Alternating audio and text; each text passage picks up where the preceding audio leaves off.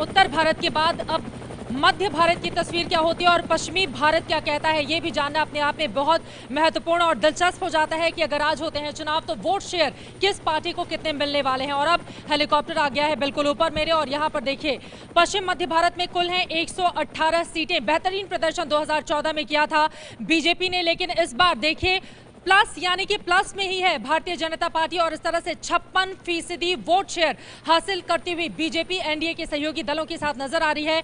और यहां पर बात करें अगर कांग्रेस पार्टी की तो वो 32% यानी कि बहुत पीछे खड़ी हुई है बीजेपी से कांग्रेस पार्टी। वहीं तीसरे नंबर पर अन्य 12% वोट शेयर के साथ, लेकिन यहां पर बीजेपी की लहर बरकरार है। कुल मिलाकर कहा जाए तो 2014 का जो प्रदर्शन कम से कम पश्चिम और मध्य भारत में बीजेपी का रहा था, उससे ज्यादा ही फायदा होता हुआ कम से कम वोट शेयर में इस वक्त नजर आ रहा है। नेहा, और आइए इस वोट शेयर को अब जल्दी से सीटों में तब्दील करते हैं। 118 सीटों की अगर हम बात कर रहे हैं पश्चिमी भारत और मध्य भारत की, तो इन 118 सीटों में 56% वोट शेयर के साथ एनडीए कहां आकर खड़ी हो रही है, वो आंकड़ा आपके सामने हम रखते हैं। तो आपको बता दें, तस्वीर आप देख रहे हैं, 105 सीटें एनडीए जीतती हुई दिखाई दे रही है आज की तारीख में, और सिर्फ 4 सीटों का नुकसान 2014 के मुकाबले, यानी एनडीए की स्थिति वैसी है जैसी 2014 में थी। बात अगर हम करें पश्चिमी मध्य भारत की, तो यूपीए यानी कांग्रेस प्लस 12 सीटें, सिर्फ 3 सीटों का फायदा हो रहा है। आप सोचिए, मध्य प्रदेश का इलाका, महाराष्ट्र का इलाका, सिर्फ और सिर्फ 3 सीटें एक्स्ट्रा 2014 के मुकाबले जो जा रही हैं, और अन्य के खाते में जा रही है सिर्फ 1 सीट, यानी पूरा मैदान जो है वो एक तरह से एनडीए यहां मारती हुई नजर आ रही है। अगर पश्चिमी और सेंट्रल भारत की हम बात करें,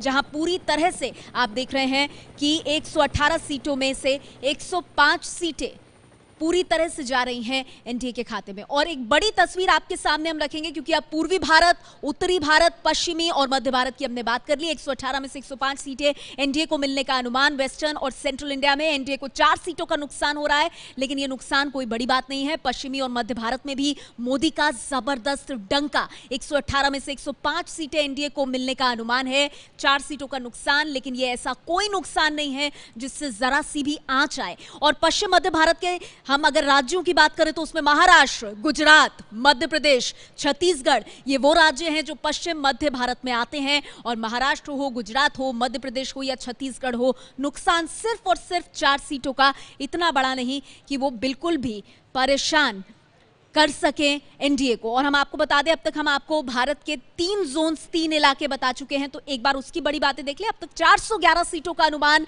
एबीपी न्यूज देश का मूड सर्वे में आपके सामने रख चुका है। एनडीए को स्पष्ट बहुमत का अनुमान है, इसी गति से एनडीए आगे बढ़ता रहा। स्पष्ट बहुमत का अनुमान, 411 में से 292 सीटें एनडीए को मिलेंगी, ये तस्वीर साफ हो गई है। 272 का जादुई आंकड़ा, तो एनडीए तो उसको पार करता हुआ लग रहा है। 411 में से विपक्ष को सिर्फ और सिर्फ 119 सीटें मिलती हुई दिखाई दे रही हैं। कुल 543 सीटें, 411 की तस्वीर सामने। अभी चुनाव हुए तो देश में मोदी मोदी और सिर्फ मोदी, इसके अलावा और कुछ नहीं, क्योंकि विपक्ष कहीं से भी इस रेस में, इस दौड़ में नजर नहीं आ रहा है। हम बात कर रहे हैं क्योंकि वेस्ट और सेंट्रल इंडिया की 118 सीटों में से 105 खाते में जाती हुई। संजय जी, ये बताइए, ये बीजेपी के लिए ये जो 4 सीटों का नुकसान हो रहा है 2014 के मुकाबले कुछ नहीं है, पर ये हो कहां रहा है, जरा ये बताइए। देखिए, हमें ये मानना चाहिए, सर्वे एक अनुमान देते हैं और अनुमान के हिसाब से 2-4 सीटों का ऊपर नीचे हो जाना कोई फिर इसको बहुत बड़ा फेरबदल नहीं मानना चाहिए। 4 सीटों का नुकसान अभी हमें दिखाई पड़ रहा है कि अगर कल चुनाव हो जाए तो, और ये नुकसान मामूली तौर पे हमें गुजरात और मध्य प्रदेश में होता हुआ दिखाई पड़ रहा है सर्वे के अनुमान के हिसाब से। करंदीकर साहब, एक चीज़ बताइए, ये कि जब सीटों में आप तब्दील कर रहे हैं तो तस्वीर वही आ रही है कि गुजरात को जो स्वीप किया था 2014 में, क्या कमोबेश वैसी स्थिति है? मध्य प्रदेश की बात करें, गुजरात की बात करें, देखिए 118 में से 105 सीट, इसको नुकसान नहीं माना जाना चाहिए। वो उतना ही बड़ा स्वीप है जितना पिछला था। कन्वर्शन में, मॉडल में 1-2 सीट इधर या उधर कम होती हैं, पर वोट से शेयर जो है 56% वोट शेयर है, और 105 सीट 118 में से, ये बहुत बड़ी जीत माना जाना चाहिए। इसको नुकसान की तरह से नहीं देखा जाना चाहिए, किसी भी तरह नहीं देख सकते। 2014 में जो कहानी प्रधानमंत्री नरेंद्र मोदी ने लिखी थी, उस वक्त वो नरेंद्र मोदी थे, फिर प्रधानमंत्री बने। 3 साल बाद एनसीपी के नेता नवाब मलिक साहब हमारे साथ जुड़ गए। स्वागत है आपका नवाब मलिक जी। 3 साल बाद ऐसा लग रहा है कहानी में कोई बदलाव नहीं है। सर, अगर मैं बात करूं पश्चिम और मध्य भारत की 118 सीटों में से 105 सीटें हमारे सर्वे के मुताबिक, एबीपी न्यूज, सीएसडीएस लोकनीति के मुताबिक 105 सीटें 56% वोट शेयर के साथ एनडीए को मिल रही हैं 12 सीटें, जिसमें आप 3 सीटें बस इजाफा हुआ है, 32% वोट शेयर के साथ जा रही हैं यूपीए के खाते में। तो आपसे थोड़ी देर पहले केशव प्रसाद मौर्य जो कह रहे थे, मैं वही कोट करना चाहूंगी नवाब मलिक जी, ये आंकड़े देखकर वो कह रहे थे क्यों पड़े वो चक्कर में, कोई नहीं है टक्कर में।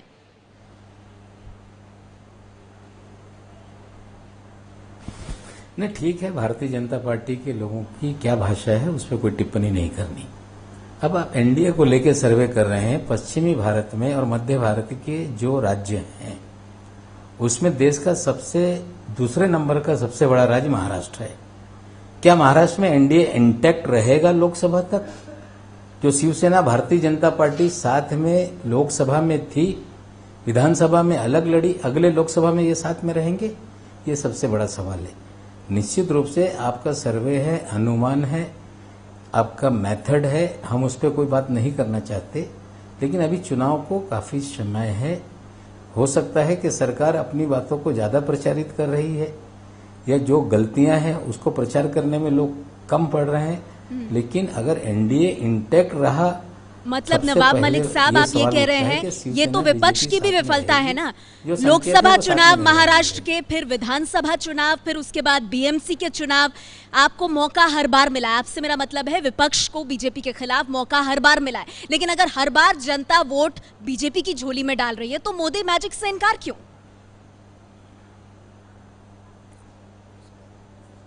देखिए, ऐसा है कि महानगर पालिका के चुनाव के नतीजे और ग्रामीण महाराष्ट्र के चुनाव के नतीजे अलग हैं। आप ग्रामीण महाराष्ट्र के चुनाव के नतीजे देखेंगे तो भारतीय जनता पार्टी को ग्रामीण महाराष्ट्र में सफलता नहीं मिल पाई है। वहां पे एनसीपी और कांग्रेस ने सबसे बेहतर करने का काम किया है।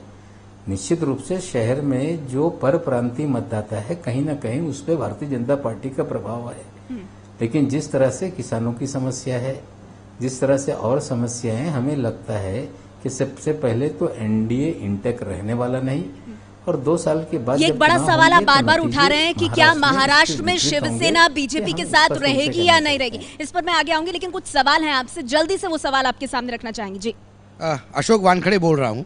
सवाल है एनडीए इकट्ठा रहेगा कि नहीं, लेकिन अपोजिशन भी इकट्ठा होगा कि नहीं, एनसीपी और कांग्रेस साथ में लड़ेगा कि नहीं। जो रूरल एरिया में आप कहते हैं कि एनडीए को सफलता नहीं मिली, लेकिन कई जगह पे शिवसेना, कांग्रेस, एनसीपी सत्ता के लिए सब एक हो गए। तो मेरा सवाल है कि आपके नेता शरद पवार, उनका भी स्टैंड अभी क्लियर नहीं है कि वो बीजेपी के गोद में है, कभी एक उंगली पकड़ के शिवसेना के साथ चलते हैं तो कभी किसी को क्या कहते हैं। अभी क्या आप लोग क्लियर हो क्या, पहले ये बताइए।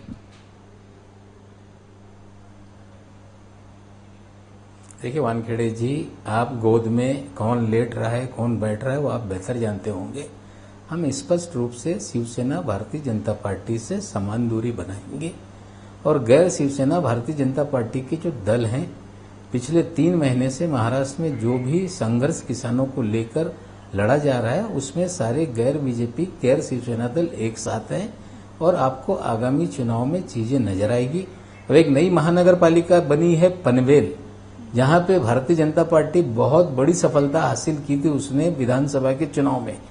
अब 24 को चुनाव है, 26 को नतीजे आ जाएंगे। महाराष्ट्र का मूड पनवेल तय करेगा, जहां ग्रामीण और शहर दोनों तरह का मामला है, जहां विपक्ष एकजुटता से लड़ रहा है। नतीजे 26 तारीख के दिन आ जाएंगे कि शहरी भाग में क्या हाल है।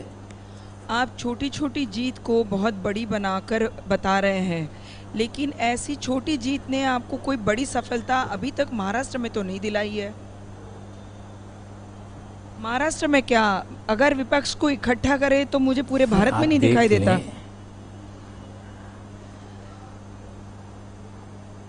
देखिए, ऐसा है कि रायगढ़ एक डिस्ट्रिक्ट है जो मुंबई से सटा हुआ है। मुंबई से सटे हुए रायगढ़ डिस्ट्रिक्ट में पिछले 2 साल में जितने चुनाव हुए, भारतीय जनता पार्टी उसमें कोई चुनाव नहीं जीत पाई। जिला परिषद में मात्र 4 सीटों पर वे जीती। वो शिवसेना का गढ़ जो है, वहाँ पे उनका शिवसेना का गढ़ है। शिक्षक फिर मैं आपको बता दूं, चिंचरी पिंचवड़ में, नहीं, आप वानखेड़े जी बोलने दीजिए, पिंपरी चिंचवड़ पुणे का एरिया है, अजीत दादा की पूरी वहाँ पे सियासत चलती है। वानखेड़े जी बोलने दीजिए ना, जरा बोलने दीजिए ना, बोलिए। वानखेड़े जी बोलने दें प्लीज। वानखेड़े जी जरा सुनने का मादा रखें। ऐसा है कि रायगढ़ में जो शिक्षक मतदार संघ था, जिसपे 24 साल से बीजेपी के एमएलसी चुनकर आते थे, टीचरों ने विरोध में वोट देकर उन्हें बुरी तरह परास्त करने का काम किया। वानखेड़े जी सवाल खड़ा कर रहे हैं पूना डिस्ट्रिक्ट के एक महानगर पालिका का। पूना डिस्ट्रिक्ट की जिला परिषद के आप नतीजे देखेंगे तो राष्ट्रवादी कांग्रेस पार्टी ने अकेले सफलता हासिल की। ठीक है नवाब मलिक साहब, ये जरूरी नहीं है विपक्ष के लिए कि वो एक एक जीत को गिनकर रखे और उससे बार बार जनता को बताता रहे। वो इसीलिए भी क्योंकि जब आप बेरोजगारी की बात करते हैं, किसानों की आत्महत्या की बात करते हैं, तो जनता अगर उसे सुनती तो वोट तो देती। वोट भी नहीं दे रही है। लगातार एक के बाद एक जो चुनावों के नतीजे आते हैं, सर्वे आते हैं, उनमें भी एक तरफा जीत दिखाई देती है एनडीए की, मोदी सरकार की। मैं आपके पास आऊंगी क्योंकि अब हमारे साथ जुड़ गए हैं बीजेपी से प्रेम शुक्ला जी। प्रेम शुक्ला जी, मैं आपकी पहली प्रतिक्रिया चाहूंगी। देश का मूड जो सर्वे कर रहे हैं, इसमें अगर हम पश्चिमी और सेंट्रल इंडिया की बात करें, 118 सीटों में से 105 सीटें एनडीए जीत रही है और 2014 के मुकाबले सिर्फ 4 सीटों का नुकसान है। तो ये साफ दिख रहा है कि वो पूर्वी भारत हो, वो उत्तरी भारत हो या वो पश्चिमी भारत हो, मोदी लहर 2014 की बरकरार है। हालांकि नवाब मलिक साहब कह रहे हैं ये बदल जाएगा जल्द, बस आप विपक्ष को साथ आने दीजिए।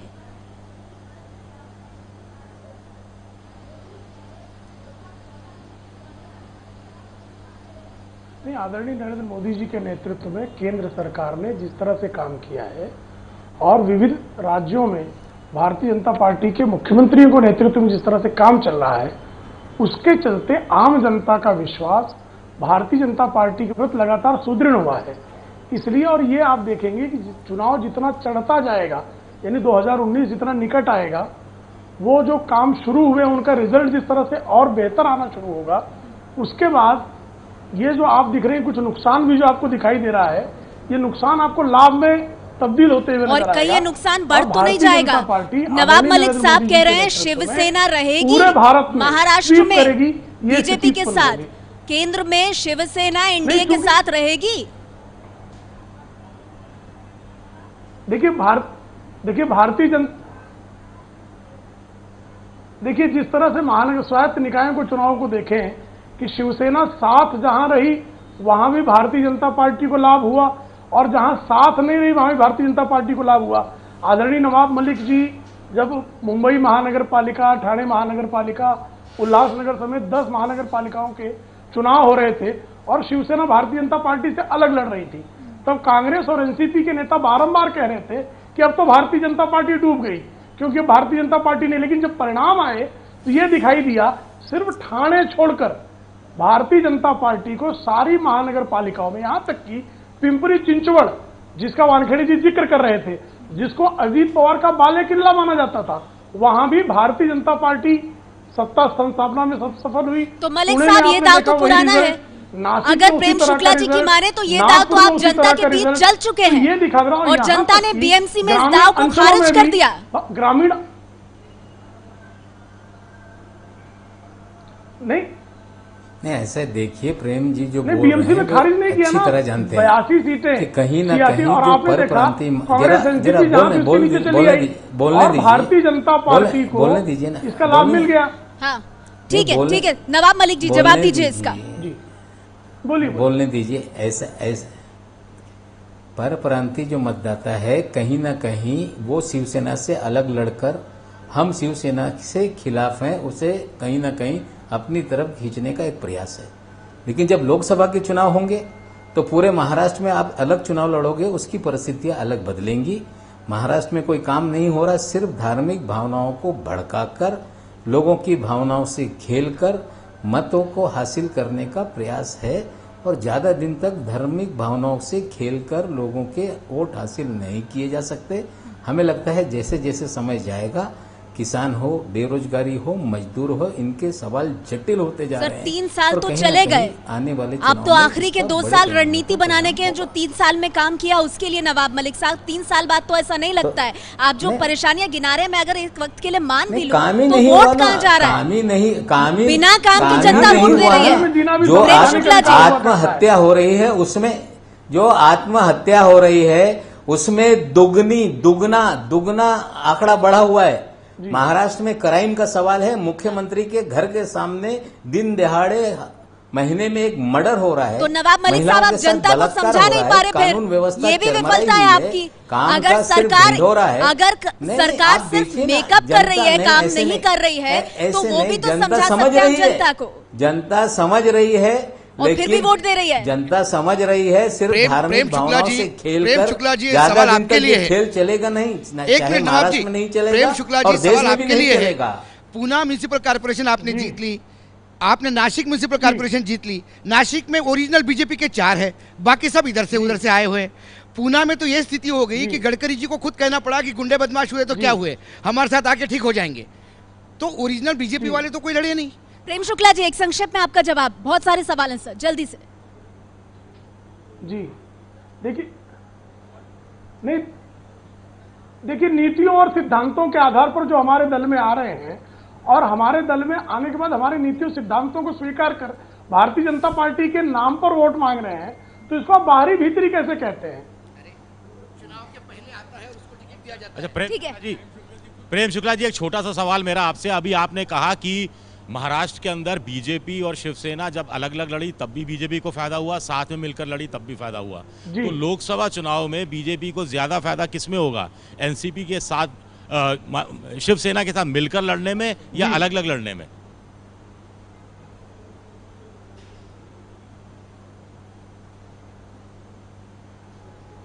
देखिए, भारतीय जनता पार्टी जो है, जो हमारे मित्र हैं, मित्रों के साथ लाभ और हानि के आधार पर कोई सौदा नहीं किया जाता। लेकिन यदि भारतीय जनता पार्टी अलग भी लड़ी तो भारतीय जनता पार्टी के नेतृत्व में महाराष्ट्र में, आदरणीय मोदी जी के नेतृत्व में महाराष्ट्र में भारतीय जनता पार्टी को बेहतर सफलता मिलेगी। आप पिछले चुनाव भी देखेंगे तो जिन सीटों पर शिवसेना कभी जीत नहीं सकी थी, मोदी जी का चमत्कार ही था कि जैसे दक्षिण मुंबई की सीट को सी ग्रेड की सीट माना जा रहा था, लेकिन वहां पर मोदी जी का चमत्कार था कि वो सीट भी शिवसेना के खाते में आई।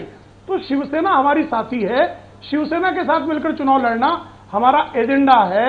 लेकिन शिवसेना किसी कारणवश, क्योंकि राजनीति में बहुत सारे कारण होते हैं, कभी ऐसा रहा तब भी भारतीय जनता पार्टी के सीटों की संख्या शुक्ला जी, कभी एनसीपी साथ हो सकती है आपके? किसी प्रकार का विपरीत प्रभाव नहीं होगा। एनसीपी के साथ भी जा सकते हैं आप, क्योंकि देवेंद्र फडणवीस को जब पहली शुरुआत जब हुई थी उस समय एनसीपी ने सपोर्ट दिया था, आपको याद है शुक्ला जी? एनसीपी के सपोर्ट से ही आपकी सरकार में शुरुआत हुई थी, बाद में शिवसेना आई थी वापस। नहीं तो ये सवाल तो नवाब मलिक से होना चाहिए ना, अभिलाष खांडेकर जी। नहीं खुद मना कर रहे हैं कि हम इनके साथ जाएंगे, इसलिए तो एनसीपी को तो सपोर्ट करना ही था, क्योंकि एनसीपी के पास कोई ऑप्शन नहीं था। लेकिन बीजेपी ने क्यों लिया? क्योंकि देवेंद्र फडणवीस बोलते थे कि कभी भी नहीं लूंगा सपोर्ट, और शुरुआती दिनों में एनसीपी से ही सपोर्ट लिया था देवेंद्र फडणवीस। नहीं आप कृपया समझिए कि वो विधानसभा में मतदान नहीं, आप उसको थोड़ा गलत तरीके से पेश कर रहे हैं। ना एनसीपी ने सपोर्ट दिया, ना भारतीय जनता पार्टी ने सपोर्ट लिया। विधानसभा में मतदान के समय एक उनका रणनीतिक मतदान की प्रक्रिया थी। अच्छा ठीक है, एक सवाल और है नवाब मलिक जी से। जी नवाब मलिक जी, मैं शीला रावल बोल रही हूँ।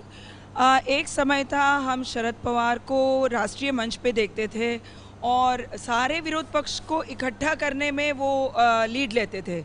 आज शरद पवार कहीं दिखाई नहीं दे रहे हैं, पूरे सीन से नदारत है। क्या पद्म विभूषण के लिए इसको जिम्मेदार बोल सकते हैं?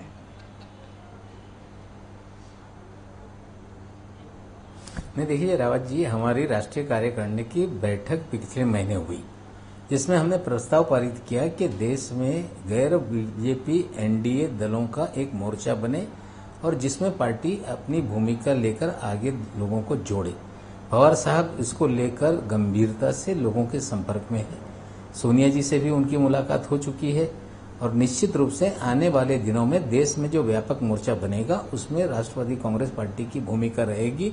हम प्रयास करेंगे। पर नवाब मलिक साहब, कहीं तब तक देर ना हो जाए। देखिए, हम जो देश के मूड पर बात कर रहे हैं, अगर हम पूर्वी, उत्तरी, पश्चिमी भारत की बात करें, 411 सीटों में से 292 सीटें अगर आज की तारीख में चुनाव होते हैं एनडीए के खाते में जा रही है। आप सर्वे पर सवाल उठा सकते हैं, लेकिन चुनाव दर चुनाव जिस तरह की तस्वीर देश से निकल कर आई है, जनादेश से निकल करके आई है, विपक्ष न 3 में नजर आ रहा है, ना 13 में नजर आ रहा है। अभी तो आप लोग संगठित ही नहीं हुए। राष्ट्र स्तर पर कब चेहरा देंगे, कब अपना विजन देंगे, ये सब सवाल जनता के मन में है। देखिए, पूरे देश में संघ परिवार धार्मिक भावनाओं के आधार पे लोगों को भड़का रहा है, जिसके तहत ये सारी प्रक्रियाएं हैं। कहीं ना कहीं जीत मिली, लेकिन धर्म के नाम पर ज्यादा दिन तक राज्य चलाया नहीं जा सकता। अंत में सवाल रोजी रोटी बेरोजगारी के हैं। आज धार्मिक मुद्दों पे कहीं ना कहीं भारतीय जनता पार्टी से मोहित लोग हो रहे हैं। वहीं उसके विपरीत पूरे देश में जो सवाल बेरोजगारी का है, महंगाई का है, आपने बेरोजगारी महंगाई की बात की। सीएसडीएस के निदेशक संजय जी हमारे साथ मौजूद हैं, जिन्होंने देश का मूड ये सर्वे किया है। संजय जी, ये जो नवाब मलिक साहब कह रहे हैं, आपके पास भी बेरोजगारी के कुछ आंकड़े हैं, तो इस पर जरा बताएंगे कि सर्वे में क्या कहा गया? देखिए, बेरोजगारी के 2 तरह के आंकड़े हैं। हमारे सर्वे भी बताता है कि जब हमने इस बात को पूछा कि क्या आपको लगता है कि बेरोजगारी सबसे बड़ी समस्या क्या है, 25% लोग कहते हैं कि बेरोजगारी सबसे बड़ी समस्या है। और यही सर्वे, इसी तरह का सर्वे जब 3 साल पहले किया गया था तो तकरीबन इसका आंकड़ा 10% था। निश्चित रूप से ये कहा जा सकता है कि बेरोजगारी पिछले 3 साल में देश में बढ़ी है, घटी बिल्कुल ही नहीं है। हमारा सर्वे भी बताता है और कुछ अन्य आंकड़े भी हैं, बिल्कुल स्पष्ट बताते हैं कि बेरोजगारी की संख्या देश में बढ़ी है पिछले 3 सालों में। लेकिन करंदीकर साहब, फिर क्या वजह है कि वोट जो है वो बीजेपी को मिल रहा है, मोदी मैजिक बरकरार है? देखिए, बेरोजगारी का एक मुद्दा जिसमें जैसा संजय जी ने कहा वो बदलाव निगेटिव हुआ है, लेकिन जब कोई भी मतदाता किसे वोट दे ये सोचता है तो उसमें कई मुद्दे होते हैं, सिर्फ एक मुद्दे पर नहीं होता है। तो overall in absence of alternative लोग अभी भी मोदी जी को ये वोट दे रहे हैं। तो नवाब मलिक साहब, 3 साल बाद भी राष्ट्रीय परिदृश्य में ऑल्टरनेट यानी विकल्प की कमी है, वही नहीं दे पा रहे हैं आप लोग। और अगली बात यह है कि रोजगार घट रहा है, उसके बावजूद गिनाने के लिए अभी आपने देखा उत्तर प्रदेश के उप मुख्यमंत्री थे, ले लो अपनी कंठी, ले लो अपनी माला। देश में धार्मिक भावनाओं की राजनीति ज्यादा दिन नहीं चलेगी। लोग उससे बाहर निकल के कहीं ना कहीं मूल जो मुद्दे हैं देश के, बेरोजगारी के, महंगाई के, कहीं ना कहीं अन्याय अत्याचार के, ये नवाब जी 3 साल में तो ये हुआ नहीं।